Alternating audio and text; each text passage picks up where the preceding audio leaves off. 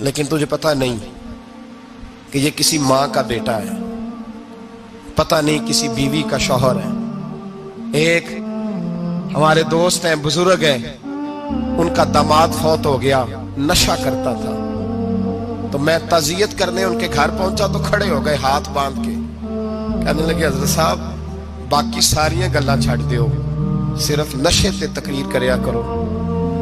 वो जब जीता था तो तब भी उसके बच्चे यतीम ही थे, यतीम ही थे। मेरी बेटी जब मेरे घर आती थी और मैं अपने पोतों के उतरे कपड़े उसे पहनने को देता था तो मेरा कलेजा फटता था। और मेरी बेटी उसकी जिंदगी में भी बेवा की जिंदगी गुजार रही थी। वो मेरी बहुओं के उतरे हुए कपड़े पहनती थी। कोई दुआ करो, कोई जलसे करो, ये लत खत्म हो जाए। और कहने लगा अब मेरे वो चला तो गया है, दादा दादी इसके पहले कोई नहीं, चचा है कोई नहीं, जब तक तो मैं जिंदा हूं इन नवासों को कोई रोटी का लुकमा, कोई कपड़ा मिल जाएगा। लेकिन सोचता हूं मैं बूढ़ा हूं, मर गया तो इनको कोई पूछेगा भी नहीं, कौन इनकी खबर। इतना जुल्म इस कौम से, इतनी ज्यादती। और आराम से लिख कर लोग गुजर गए कि ये 70 लाख है, इनका दर्द तो समझो, तकलीफ तो समझो। 7 फुट का सोना जवान और नशे का आदी है तो किसी नाली में पड़ा हुआ है। और मैंने कहा उस कौम के साथ इससे बड़ा भयानक मजाक क्या होगा। कोई दानिश्वर था बड़ा जालिम, उस जालिम से कोई मशवरा लेने आया। उसने आके कहा तू बड़ा जालिम है, बड़े कड़वे मशवरे देता है, मेरा एक दुश्मन है, मैं उससे बदला लेना चाहता हूं, मेरा दिल करता है उसका बच्चा कत्ल कर दूं ताकि वो तड़पे। तो जालिम ने कहा उसे कत्ल न कर, वो तो उसका बाप 2-4 महीने रो के चुप कर जाएगा। फिर मैं सख्त सजा देना चाहता हूं, मशवरा दे। तो उसने कहा उसके बच्चे को नशे पे लगा दे। जिसका बच्चा नशा करेगा वो बाप रोज मरेगा, रोज जिएगा, और वो माँ रोज मरे जिएगी, नशे पे लगा दे। इस कौम के साथ सबसे बड़ा जुल्म ये हुआ कि मिल्लत का जवान नशे पे लग गया, ड्रग्स पे लग गया। इतने तबाह हालात हुए कि जवान चढ़ती जवानियां, अम्मा ने किताब दे के भेजा था और कॉलेज से वापस आए तो नशे के टीके हाथों में पकड़े हुए, टीके। और आपके इस मुल्क के इस्लामाबाद में एक दिन मीडिया ने वो खबर भी वायरल की और वो चीज भी दिखाई लोगों को। 3 महीने का बच्चा लेके नशई सड़क पे आ गया। उसने कहा मेरा नशा खत्म हो गया, मेरा बच्चा खरीद लो, 2 पुड़ियां दे दो। तो वहां बीबियां जो सुन रही थी वो भी चीखे मार के रो रही थी। ये जुल्म किया इस कौम के साथ। और करप्शन की लानत ने इजाजत दी सप्लाई करने वालों को कि गली गली बेचे, गली गली। इन्होंने कुछ थोड़ा जुल्म नहीं किया इन हुक्मरानों ने। और हमारी ऑपोजिशन, उसको न सिर्फ इतना पता है कि ये जाए और हम आए, इससे ज्यादा कोई गर्ज नहीं। भाई करप्शन के खिलाफ निकले हो तुम, नशे के खिलाफ किस दिन निकलोगे? जुए के खिलाफ किस दिन? कौम तो मर रही है नशे से, इसके खिलाफ मैदान में कब आओगे? सिर्फ इतना है कि ये जाए और हमारी बारी आए, इससे ज्यादा कुछ नहीं। जितने मुजरम वो है उतने ही तुम बनते जा रहे हो। इसलिए कि असल बात पर ना वो आते हैं और ना असल बात पर ये आते हैं। भाइयों, मेरे नबी पाक सल्लल्लाहु ताला अलैहि वसल्लम। और एक और तमाशा है, ये मेरे पे अल्लाह का ये एहसान रहा, इसलिए नहीं कि मैं परहेजगार आदमी हूं, नेक हूं, इसलिए नहीं। वैसे ही अल्लाह बाज़ औक़ात असबाब बनाता है, सबब बनाता है। मुझे ना शराब के रंग का पता है, ना उसकी खुशबू का पता है, ना मैंने कभी जिंदगी में देखी है। ये करम है मेरे हजरत साहब का, मैंने नहीं देखी, मुझे नहीं पता कैसी होती है।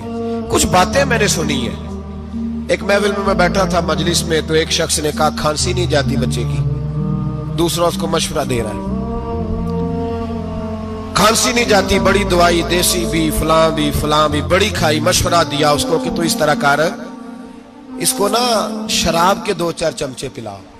कहते हैं जी इसको ना ये पिलाओ तो सही हो जाएगी।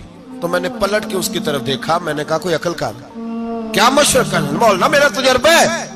मैंने कहा तेरा तजर्बा अफजल है या रसूलुल्लाह का फरमान ज्यादा अफजल है? तेरा तजर्बा अफजल है। हजरत उम्मे सलमा रदी अल्लाह तआला अन्हा कहती है मैंने अर्ज की या रसूल अल्लाह सल्लल्लाहु अलैहि वसल्लम मेरी बच्ची बड़ी बीमार है, तो मुझे किसी ने कहा है ये थोड़ी सी नशे वाली चीज है, ये बना के तैयार करके दो, सही हो जाएगी। बीमार है बच्ची तो ये नशे वाली चीज है, इसको तैयार करके दो, थोड़ा नशा है। اگرچہ بعض، میں نے شروع میں کہا، بعض لوگ مریض کو، سخت مریض کو ایسی ادویات جو مجبوری بن جائے اس کی گنجائش اور اجازت دیتے ہیں. محتاط علماء تو اس میں بھی بہت ساری چیزیں پہلے بیان کرتے ہیں، لیکن اس نے کہا جی میرا نشہ دینا ہے شفا کے لیے. حضرت ام سلمہ کہتی ہے میرے نبی پاک نے میری طرف دیکھا، میری طرف. تو میں نے کہا یا رسول اللہ آپ کیا فرمانا چاہ رہے ہیں؟ تو نبی پاک نے فرمایا ام سلمہ کبھی ناپاک چیز میں بھی شفا ہوئی ہے، کبھی ناپاک چیز میں بھی، کبھی شراب اور خمر میں بھی شفا ہو سکتی ہے. شفا رب کریم نے رکھی ہے پر شہد کے اندر رکھی ہوئی ہے، شفا اللہ نے رکھی ہے قرآن مجید میں رکھی ہوئی ہے. تو اس میں بھی کبھی یہ حضور نے بیان کیا ہے کہ اس کے اندر شفا ہو سکتی، تو امت کتنی دلیری کرتی ہے جو یہ مشورے دیتی ہے کہ اس کے اندر نشہ ہے، شراب ہے، تو کھانسی چلی جائے گی تو فلانی بیماری چلی جائے گی. نہ آؤ ان چیزوں پہ، نہ اپنے ایمان کو خرابی دو، اور نہ ایسی باتیں کرو جس سے کہ ڈائریکٹ رسول اللہ صلی اللہ علیہ وسلم کے واضح ارشادات کی مخالفت ہو. میرے نبی پاک صلی اللہ علیہ وسلم نے فرمایا. اور پھر کچھ لوگ کہتے ہیں تھوڑی پی ہے جی. اب تو میں تجزیے میں پڑھ رہا تھا کہ ایسی شراب ایجاد ہو گئی ہے، لوگ شراب پیتے ہیں اور وہ مست بھی رہتے ہیں، کار بھی چلاتے رہتے ہیں، کہتے ہیں جی نہیں ہمارا ذہن معاف نہیں ہوا تو یہ والی صحیح ہے، نشہ نہیں لاتی. میرے نبی پاک صلی اللہ علیہ وسلم نے فرمایا جس چیز کی تھوڑی مقدار، زیادہ مقدار حرام ہے اس چیز کی تھوڑی مقدار بھی حرام ہے. جس کی زیادہ مقدار حرام ہے اس کی تھوڑی بھی. تو خمر اور شراب اگر فل پینا جائز نہیں تو تھوڑی پینا بھی جائز، یہ حرام ہے اور حرام تھی اور قیامت تک حرام ہی رہے گی. میرے نبی پاک صلی اللہ علیہ وسلم نے منع کیا اور حضور نے اظہار ناپسندیدگی فرمایا، اور میں 40 دن تو عبادت ہی قبول نہیں ہوتی شراب پینے والوں جب تک سچی توبہ نہ کرے. ایک دن صحابہ بیٹھے تھے سارے، حضرت ابو بکر صدیق بھی تھے، فاروق اعظم بھی تھے، عثمان غنی بھی تھے، ڈھیر ساری تعداد تھی صحابہ کی، سارے تشریف فرما تھے. حضرت عبداللہ ابن عمر رضی اللہ تعالیٰ عنہ حدیث کے راوی ہیں اور مستدرک للحاکم کے اندر، ابن حبان کے اندر یہ روایت موجود ہے. فرماتے صحابہ نہ بات کر رہے تھے، اور بات یہ کر رہے تھے کہ یار لوگوں کو گناہوں سے کیسے روکا جائے، لوگوں کو گناہوں سے گفتگو. صحابہ یہ کر رہے تھے. عبداللہ ابن عمر کہتے ہیں بیٹھے تھے اور یہ گفتگو کر رہے تھے کہ گناہوں سے پلاننگ جی ہوتی تھی. ان کی جو محفلیں ہوتی تھی نا بیٹھ کے، وہ خوش گپیاں نہیں ہوتی تھی، بلکہ وہ تبلیغ کی، جد و جہد کی، لوگوں کو برائی سے منع کرنے کے لیے بیٹھتے تھے، اس پر منصوبہ بندی کرتے تھے، پلان کرتے تھے، آگے ترتیب دیتے تھے. گفتگو ہو رہی تھی تو اب آپس میں بات ہونے لگی کہ کون سا گناہ زیادہ برا ہے جس پر سب سے پہلے کام کیا جائے. تو دور ایک صحابی بیٹھے تھے، ان کا نام تھا عبداللہ ابن عمر. ایک عبداللہ بن عمر ہے اور ایک عبداللہ ابن عمر ہے. حضرت عبداللہ ابن عمر دور بیٹھے تھے، بڑے سمجھدار سیانے باریک بین آدمی تھے. تو حضرت عمر فاروق اپنے بیٹے سے کہنے لگے جا عبداللہ ابن عمر سے پوچھ کے آ کہ سب سے سخت گناہ کون سا ہے. توجہ ہے میرے بھائیوں، ادھر دیکھیے گا میری جانب، پوچھ کے آ کہ سخت گناہ کون سا ہے. عبداللہ بن عمر رضی اللہ تعالیٰ عنہ کی خدمت میں جب عبداللہ ابن عمر گئے تو جا کے کہنے لگے کہ صحابہ پوچھتے ہیں کہ آپ نے زیادہ وقت گزارا ہے نبی رحمت صلی اللہ علیہ وسلم کے پاس، تو بتلائیے برا گناہ کون سا ہے، سب سے سخت گناہ، تاکہ سب سے پہلے اس پر پابندی لگائی جائے، اس پر محنت کی جائے. تو حضرت عبداللہ ابن عمر کہنے لگے صحابہ کو جا کے بتا دو کہ سب سے برا گناہ شراب پینا ہے، سب سے برا گناہ، اور یہ ام الخبائث ہے، برائیوں کی جڑ ہے، گناہوں کی ماں ہے، یہ بنیاد ہے، باقی گناہ اسی سے شروع ہوتے ہیں. کہتے ہیں میں نے آ کے بتایا تو حضرت ابو بکر صدیق رضی اللہ تعالیٰ عنہ سیدنا فاروق اعظم کہنے لگے خود جاتے ہیں، ان کے پاس خود جاتے ہیں، چونکہ ہم نے بات سننی ہے ہم خود جاتے ہیں اور ان سے جا کر کے سوال کرتے ہیں کہ اگر آپ کو اس تفصیل کا پتہ ہے نا تو اس کے پیچھے بھی کوئی تفصیل ہوگی جو میرے نبی پاک نے بیان کی ہوگی صلی اللہ تعالی علیہ وسلم. اس تفصیل کا بھی آپ کو پتہ ہوگا جو نبی پاک نے بیان کی ہوگی، اس بات کے پیچھے جو بیک گراؤنڈ ہے، جو پس منظر ہے. فرماتے ہیں کہ ہم اٹھے، عبداللہ ابن عمر کے پاس گئے، ان سے جا کے پوچھا کہ جناب آپ نے یہ تو فرمایا ہے شراب ام الخبائث ہے، تو اس کے پیچھے پس منظر کیا ہے؟ تو عبداللہ ابن عمر کہنے لگے یہ میں نے اپنے پاس سے نہیں کہا، یہ میں نے نبی پاک سے سنا ہوا ہے हुजूर सैयद आलम सल्लल्लाहु अलैहि वसल्लम बैठे थे तो हुजूर ने फरमाया शराब, ये नशा, ये बुराइयों की माँ है। और फिर हुजूर ने एक मिसाल बयान फरमाई। नबी रहमत अलैहिस्सलाम ने फरमाया बनी इसराइल का एक वाकया है। एक खूबसूरत जवान था, तो एक औरत का दिल आ गया उस पर। ये याद रख लें, हम लड़कों को मना करते रहते हैं, लेकिन हमें घर की बच्चियों पर भी तवज्जो देनी होगी, हमें उनके खून पर भी निगरानी करनी होगी, हमें वहां भी गौर करना होगा। इसलिए कि अगर कोई बच्ची गुंजाइश ना दे तो मेरा ख्याल है कि लड़का जुर्रत करने की ताकत नहीं रखता, तो वहां भी उनकी अम्मा से कहे कि पाबंदी लगाए, बच्ची किसी का मोबाइल लेकर के कहीं उसको इस्तेमाल तो नहीं कर रही, इस पौधे पर भी तवज्जो दे, दरख्त बनने से पहले इसकी भी निगरानी करें, यह भी बड़ा जरूरी काम है। औरत का दिल आ गया तो नबी पाक अलैहिस्सलातु सलाम फरमाते उसने कोई बहाना लगाया, किसी को कहा कि उस नौजवान को बुला के लाओ, उसको कहो कि हमने कोई गवाही लेनी है तुझसे। वो नौजवान आया, एक कमरे में दाखिल हुआ तो अगले कमरे में ले गए, वहां दाखिल हुआ तो उससे अगले कमरे में ले गई, वो दाखिल हुआ तो इसी तरह 7 मुकफ्फल कमरों में ले गई। मेरे करीम रसूल मेरे महबूब पाक अलैहिस्सलाम फरमाते सहाबा को समझा रहे हैं मीठे लबो लहजे में, फरमाते जब सबसे पिछले कमरे में ले गई तो एक लड़का बंधा हुआ था वहां रस्सियों से, शराब का प्याला पड़ा हुआ था। और बीबी कहने लगी कोई गवाही शवाही नहीं लेनी, तुझे इसलिए बुलाया है कि तेरे ऊपर दिल आ गया है, अब मेरे साथ मुंह काला कर। तो वो जवान कहने लगा नहीं, मैंने अपने नफ्स को पाक रखा हुआ है, मेरी नजर भी पाक है, दिल भी पाक है, और उसकी बरकत यह है कि रब ने मेरी रूह को भी पाक रखा हुआ है, तो मैं ये हरकत नहीं कर सकता। पाक लोग पलीद कामों की जानिब तवज्जो नहीं करते, मैं ये हरकत नहीं कर सकता।